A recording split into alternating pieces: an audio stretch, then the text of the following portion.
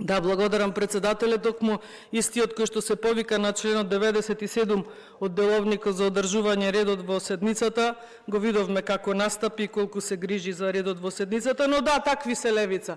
Кога некој ќе им ја каже вистината во очи, тогаш излегуваат од сите синџири на нормалното. И еве, бидејќи колегата Крмов толку е изнервиран, да го прашам кој е прво потпишан на вашата интерпелација и кај се наоѓа? Може би добро ќе ве награди за вашава борба тука во собрание, ќе ви фрли некое ковче и со месо или не знам што. Немојте да зборувате вие за морал и за тоа кој говори лаги. Ако се имаме изнаслушано лаги во ова собрание, тоа се од вас, од вашите усти.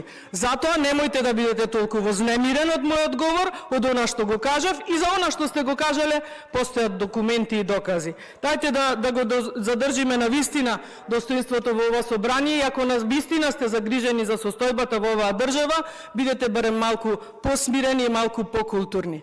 Ако лидерот ви го нема, за тоа јас не сум виновна. Тоа што тој се шета, вие овде морате денес да ја браните интерпелацијата против министерот Панче Тошковски, се разбира, се надевам дека вие сте се договориле околу тоа и дека како што кажав, добро ќе ве награди оној со белата кошула, малиот Енвер Хоџа. Ви благодарам.